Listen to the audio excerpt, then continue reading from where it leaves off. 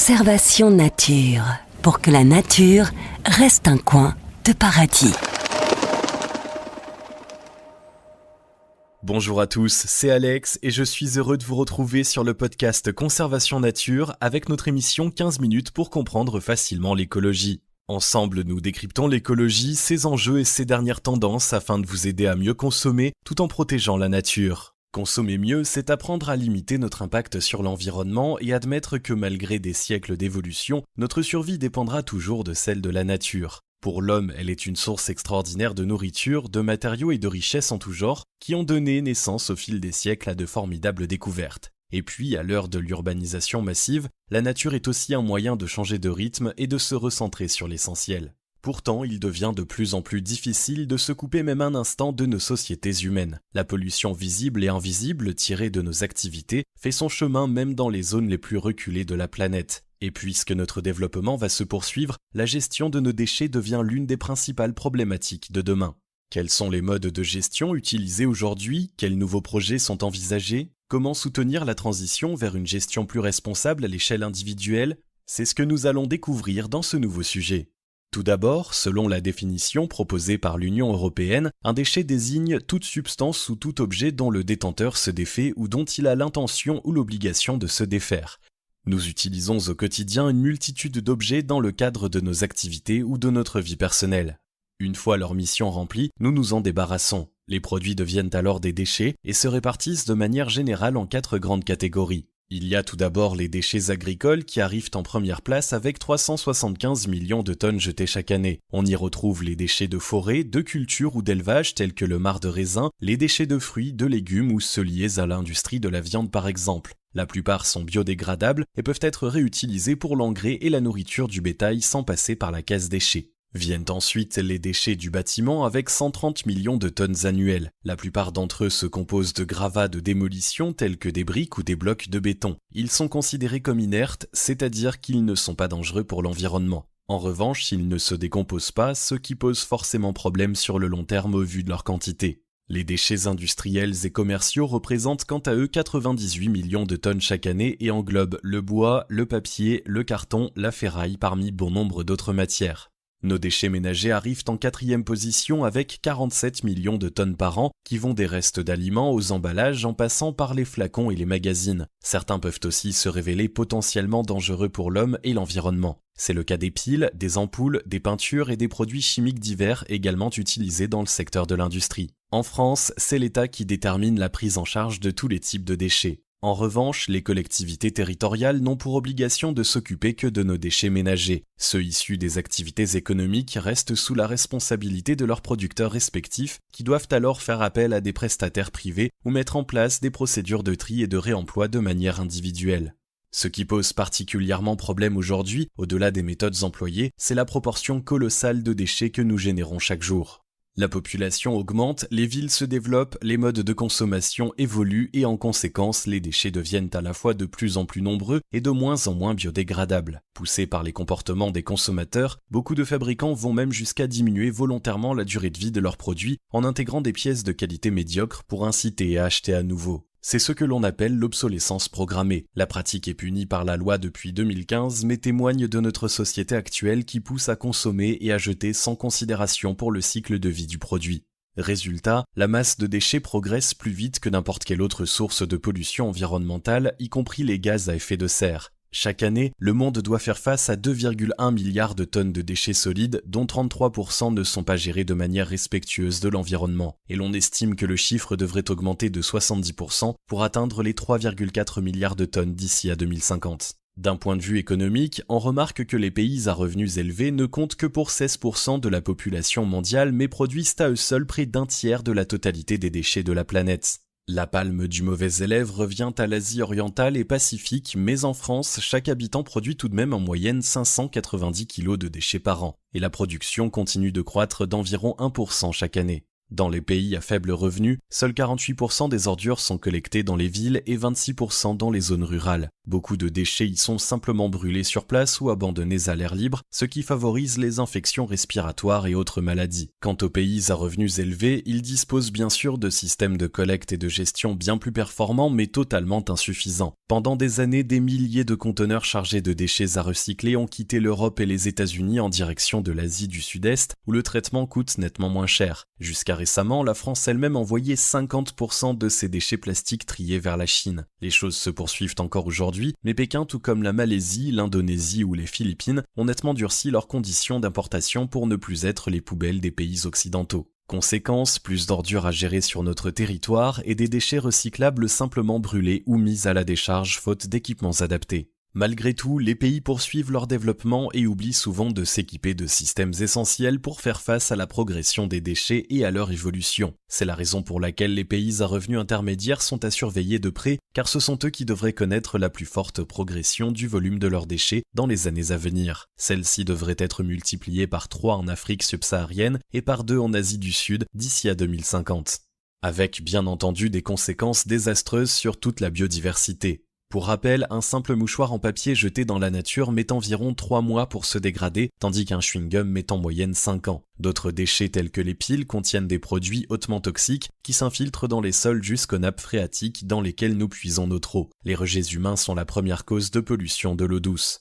Et si 80% de la pollution actuelle des océans provient des terres, c'est que bon nombre de nos déchets mal gérés ou abandonnés en pleine nature finiront leur course dans les eaux de la planète. Transportés par les vents, acheminés par les cours d'eau, c'est la longue route qui entraînera nos objets du quotidien à sortir du système de traitement. Quant au plastique, il représente aujourd'hui 90% des déchets marins et sa production pourrait demain représenter 15% des émissions de gaz à effet de serre dans le monde. Les déchets non ou mal gérés participent ainsi à l'érosion des sols, à la pollution de l'air et de l'eau. Ils intoxiquent la faune qui peuple l'habitat dans lequel ils se trouvent et ils constituent pour les pays un vrai frein à la croissance économique puisqu'il faut bien dépolluer, améliorer la potabilité de l'eau et rebooster l'attractivité des zones dégradées, ce qui a forcément un coût. Et pourtant, ce ne sont pas les moyens de gestion des déchets qui manquent. La gestion des déchets englobe à la fois leur collecte, leur transport et les étapes de traitement jusqu'à leur élimination ou leur valorisation. Une fois jetés à la poubelle, puis collectés par les services de gestion des ordures, 26% de nos déchets seront acheminés dans des centres de stockage ou décharge. Là, ils seront compactés puis enfouis ou laissés à ciel ouvert pour se décomposer progressivement au fil du temps. Autrement dit, la solution n'a rien de durable puisque la quantité de déchets n'est absolument pas réduite. Leur dégradation libère en revanche du méthane dans l'air, considéré comme hautement toxique et reconnu pour être un important gaz à effet de serre. 32% de nos déchets seront plutôt incinérés à très haute température. Il y a déjà du mieux ici puisque les déchets disparaissent et que l'énergie générée durant le processus est souvent réutilisée pour le chauffage urbain ou pour produire de l'électricité. Les résidus solides obtenus après l'incinération permettent aussi d'obtenir ce que l'on appelle du mâche-fer, une sorte de béton utilisé comme matériau de construction. C'est la valorisation des déchets. Malheureusement, cette méthode libère des fumées toxiques qui doivent ensuite être traitées sous peine de polluer encore les sols, l'air et les eaux. Le recyclage n'arrive qu'en 3e position avec 26% seulement de déchets recyclés en France. Nos poubelles contiennent pourtant une vaste part de produits recyclables qui mériteraient d'être réintroduits dans de nouvelles chaînes de production. Cela permettrait à la fois de réduire la quantité de déchets produits mais aussi d'économiser des matières premières et d'éviter l'émission de près de 20 millions de tonnes de CO2 par an. Plus concrètement, une fois déposés dans le bac à recyclage, les déchets sont acheminés vers les centres de tri où ils seront séparés puis traités individuellement. Une fois lavés, broyés et séchés, les déchets sont prêts à donner vie à de nouveaux produits. Par exemple, on fabrique des vélos à partir de canettes en aluminium, du papier recyclé avec de vieux cartons et même des vêtements en polaire à partir d'un certain type de plastique. Quant au verre, il est l'un des seuls matériaux à se recycler à l'infini et à 100%. Les autres ne pourront se recycler qu'un nombre de fois limité avant d'arriver définitivement en fin de vie. Et puis dans la plupart des cas, même les produits fabriqués à partir de matières recyclées nécessiteront aussi un certain apport de matières neuves. Le papier recyclé intègre par exemple 46% de fibres nouvelles. Autres aspects négatifs, le processus coûte cher, près de 74 millions d'euros par an, et la France est encore sous-équipée en unités de recyclage. À cela s'ajoute le fait que trop peu de foyers français pratiquent le tri sélectif de manière systématique. Une large partie des déchets qui pourraient être recyclés viennent ainsi grossir la proportion des déchets incinérés ou placés en décharge. Seuls 51% des ménages prennent aujourd'hui la peine de réaliser le tri sélectif, ce qui reste quand même encourageant car le chiffre est en hausse. Il faut tout de même reconnaître que les consignes de tri indiquées sur les emballages ne sont pas toujours évidentes. De façon générale, 4 bacs différents servent à accueillir nos déchets. La poubelle jaune tout d'abord, dédiée au recyclage, dans laquelle nous mettons entre autres nos bouteilles et nos flacons en plastique, les briques alimentaires, les boîtes en carton, les boîtes de conserve, les emballages en carton, les papiers, les canettes, les bombes aérosols vides et les barquettes en aluminium. On pourra éventuellement retirer les bouchons des bouteilles pour les donner à des associations.